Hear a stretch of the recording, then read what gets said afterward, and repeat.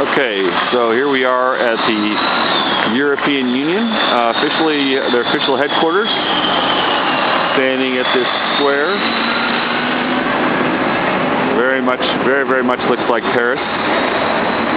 You can see the architecture looks very similar to that. A lot of cafes and other restaurants along here, but for the most part, the European Union building is very modern looking, very new European-ish looking. My hotel is the Radisson, straight down that street, right in the middle of the screen, so it's a short walk for me. I ate in a restaurant last night, just around the corner there from that intersection.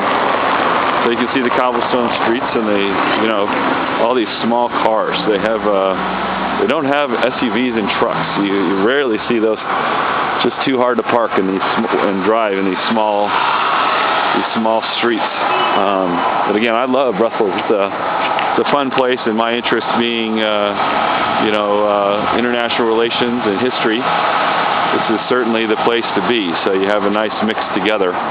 So I'm going to walk into the open air area here of the European Union main headquarters. There's three components. Here's your brief European Politics 101. You have the European Commission, which are a bunch of career employees that set policy and they write the laws. And then you have the other two branches. One is the European Council and the other is the European Parliament. And each of the member states, each of the countries like Britain, France, Spain, they all have their own seat, and usually it's the head of state that sits on the council. And so the first part of the, basically like the U.S. system, but each country gets a vote and it has to be unanimous.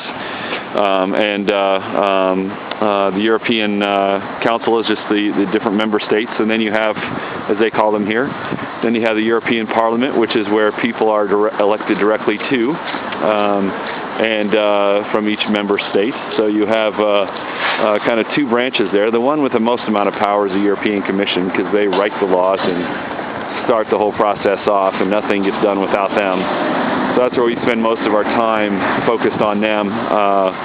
Their directorate generals, and so that for all the different agencies like we have. So I met yesterday with the Environment Ministry, the Agricultural Ministry, and the Energy Ministry. And while BP is the largest refiner here in Europe and dominate the business here, my biofuels issues that we lobby on here primarily is to make sure that the biofuels we produce in the U.S. and in Brazil can be imported and used and blended here. There's a lot of rules and regulations to get around to get your product in. We're not really interested in Europe as a place where we'll make the biofuels, but that could happen someday. But more than likely won't be anytime soon.